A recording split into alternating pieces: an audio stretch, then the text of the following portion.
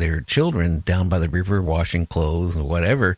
And next thing they would hear screams, either the kids were taken away or the squaw was taken away or the combination of both. And then, a few days later, they would find remains of bones and stuff like that. So. No, absolutely. So I don't know why people would even attempt to paint the picture that, Bigfoot won't harm anybody. Now, I'm not saying there is not a Bigfoot out there that's on its Harry and the Hendersons deal, you know what I'm saying? There may be a Harry out there somewhere, but overall, I don't think you can just lump them all together and say, yeah, everybody's like Harry and the Hendersons. They'll come in your house and eat the food out your refrigerator and never bother you. And watch TV with foolish, you. Yeah. You know? Well, you know what? Yeah, I think it's foolish. There's some people, I guess, just believe, so much with their heart, all Bigfoot are not dangerous. They're basically humans and they are, trying to, communicate with humans. I don't know. I've talked to other people that have ran into Ed Romans. If you went into Canada, he's the number one folk singer in Canada. Everybody knows Ed Romans. I had him on my show, and he had a Bigfoot encounter. And, fortunately, he was chased for a distance, but then, he turned around at the last moment, and it was gone. But he did notice one thing, like I noticed, that the Bigfoot, when it was running, it would be running on two legs, and it would drop down to 4, back up to 2, and back down to 4 as it was running, and it runs really fast. And that is one of the telltale signs that I use to tell if someone's telling me the truth about a Bigfoot encounter. Because the people who've been most terrified when they shared their stories with me, they gave such clear descriptions of how these things move. I remember there was one guy who was telling me a story about him and his brother who were up on the side of this mountain ridge in Georgia. And they started getting chased by these Bigfoot. And he was like, bro, the way these things move is amazing. He was like, I don't even know how I was able to outrun it, except for the fact that it didn't want to catch me. It just wanted to run me off. He said, because if you can imagine you as a man running down the street full speed, then you just stretch out both arms and let both knuckles hit the ground, and your legs coming right up under you. Now you're running on all twos. And then within seconds later, you see a tree coming and you shift back up on 2 feet and then go around a tree. And I was like, really? He was like, yeah, bro, these things are amazing the way they move. He was like, but I was too scared. His brother ran track, so his brother was literally smoking him. You know what the saying goes, whoever's the slowest is the one that's going to get eaten. So his brother ran track and his brother was leaving him. And he was like, man, I didn't think my brother would outrun me like that, but I just think he was scared. So I've heard that description, and I've heard people describe that movement to where it's so fluid and so natural that you almost don't believe what your eyes are showing you. Well, I tell you, I've mentioned numerous times on my show, I've ran into a Bigfoot, and I'll tell you this, ever since we got 2 acres of cedar trees. But that's all in the whole neighborhood because we're the only ones left with any trees. But you know what? Ever since 2002, I have not. My wife, because we had 8 kids, she'd always say, well, why don't we go camping? Why don't we go camping? I want to go camping. No way. It scared me so much. Honestly, Dark Waters, I have never, ever had the urge to want to go back into any forest or any wooded area. Period. I just have no desire. It scared me. To the point that I just never want to have that experience again. I have never felt so close to dying as that encounter. And I don't blame you, buddy. I don't blame you at all. You shouldn't feel bad about it. At the end of the day, it's a tough realization to come to realize that there are forces or entities or beings that are more powerful, just as intelligent, and dangerous. It's very hard to come to grips with that. Like, it took a long time for me to come to grips with the fact that a lot of the paranormal activity that was happening around my household was directly attributed to me opening myself up to do this work in the paranormal field. Because I would talk to people that would say stuff like, yeah, I've investigated houses and, nothing's ever really followed me home and blah, blah, blah, blah, blah. And I'd be like, huh. So you actually go to haunted locations and nothing's followed you. And all I do is I answer the phone for people and talk to them, and then stuff comes to my house. It was like, okay, maybe I'm going crazy. Maybe I'm just bugging out, But as time passed and things continued to happen, and then as I started learning to protect myself and things immediately stopped happening, you come to realize that there are more forces at work than we will ever understand. And I think we'll be wise to respect those forces because they're there for a reason. Well, there's something, even since I've been doing this show now for 8 months, and it's all paranormal every night, 5, now it's 6 nights a week. But I mean, there's strange things, like I'll be talking to a guest and we'll be in a real, interesting paranormal subject, right?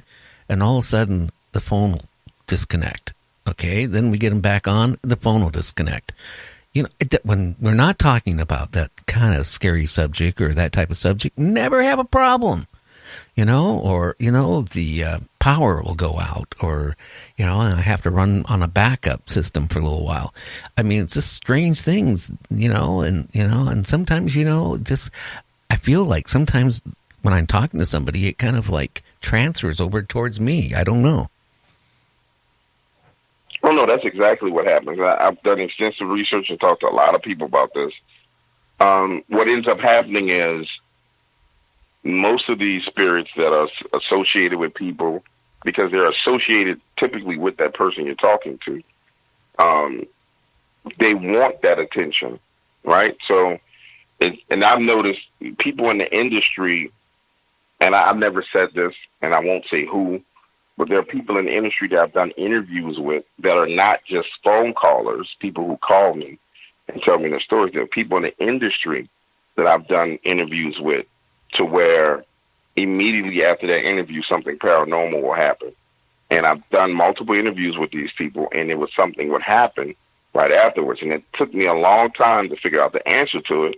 And it actually took me to talk to Miss Marianne Glassman, who's voodoo, hoodoo, however you want to pronounce it, practitioner. And we sat down and talked about it. And her exact words were, there are spirits that are attached to people like you because they want to be exalted. And I was like, what? She's like, yeah, they want to be exalted. So they want you to talk about them. They want you to mention their name, and they want the attention. So you have to protect yourself at all times because those spirits attach to powerful people with voices, and they try and transfer from one person to the next because they want to be exalted. And maybe they're not getting everything they want from that one person, so they'll head on over to you to see what they can get you to do. And I was like, that's so deep. And she was like, yeah. She was like, you just need to realize that that's what happens in this world. Things transfer and they move from person to person. And it made me kind of think about, remember that Denzel Washington movie where they had the demon that kind of, if a person touched the person, it would move from one person to the next. What was the name of that movie? I can't think of the movie, but I know, I know how it was. All they had to do was just touch or, come close to somebody and it would transfer. And it would transfer. And it would transfer into a cat, a dog, whatever it wanted. And I was like, whoa, that's crazy. I know the name of that particular demon, but I will not say it because I don't do those kind of things. But she went on to explain to me that is what happens. And she said it doesn't always have to be a demon. It could be a spirit, but it transfers. And she went on to explain things, to say things that were happening to me that only somebody who's experienced it would know. Like she said, there's probably times where you're talking to people and you feel like something's standing behind you or standing next to you or watching you. But prior to talking to that person, it wasn't there. She was like, that's a good indication that person has something with them. Or the person is a practitioner with the evil eye, and you need to make sure that they can't look in on you. And I was like, oh, Lord, now we're getting way too deep. But she said it's a great indication, and it's a good indicator that something is being transferred over or something is crossing that plane to look in on you. And her number one piece of advice was trust your instincts. And she said that most people question their instincts and they say, well, oh, I got this weird feeling, but it doesn't mean anything. And she's like, no, you got a weird feeling for a reason, and it does mean something. So I've just been heeding the advice of the people around me that know better than I do. And I haven't had any problems. I really haven't had any problems lately.